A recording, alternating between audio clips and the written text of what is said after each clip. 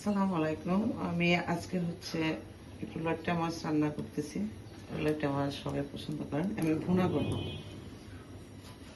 কড়াইয়ে দিয়ে দিলাম আমি সামান্য সাদা তেল, মানে সয়াবিন তেল দিয়ে দিলাম। এখন দিয়ে দিচ্ছি পেঁয়াজ। যেহেতু ভুনা করবো, একটু পেঁয়াজ আমি এখানে 3টা পেঁয়াজ দিয়েছি বড় সাইজের। একটু হালকা ভাজি করবো।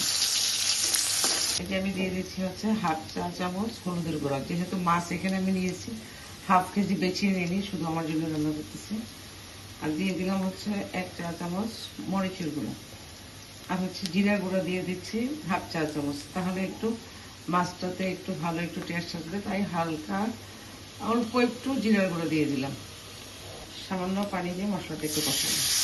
আপনারা জিরার গুঁড়াটা অ্যাভয়েড করতে পারেন, না দিলেও পারবেন।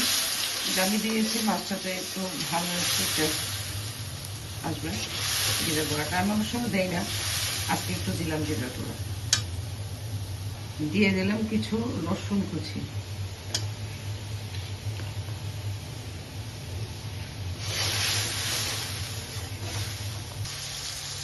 লইট্টা মাছগুলি আমি এইভাবে কেটে পরিষ্কার করে নিয়েছি, খুব সুন্দর করে। মাছটা একদম সাদা ঝোল। হালকা করে একটু কষিয়ে নেবো, নাহলে মাছটা ভেঙে যাবে। বেশি রাখা যাবে, এগুলো হালকা করে মাছটাকে এভাবে কষিয়ে নেবো। লইট্টা মাছ থেকে এমনিতেই পানি ওঠে, কিন্তু আমরা অল্প একটু পানি দিচ্ছি, তাহলে মশলার ঝাঁজটা যতটুকু চলে যায়। অল্প একটু পানি দিব। স্বাদ মতো লবণ দিয়ে দিলাম, কিন্তু লইট্টা মাছের লবণটা একটু কম দিলেন, কারণ এটা সামুদ্রিক মাছ, এমনিতে একটু লবণাক্ত, তাই লবণটা একটু অন্যান্য মাছের চেয়ে একটু পরিমাণে কম দিলাম। ঢাকনা দিয়ে এখন জাল করব। এই আমার লইট্টা মাছ আজকে রান্না শেষ। সব শেষে আমি একটু ধনিয়া পাতা আর কটা কাঁচামরিচ দিয়ে চুলাটা বন্ধ করে দিচ্ছি। মাছটা কিন্তু একদম আস্তে আস্তে আছে, একটু ভাঙেনি।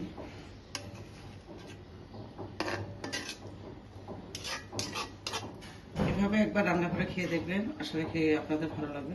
সবাই ভালো থাকেন, সুস্থ থাকেন। আল্লাহ হাফেজ।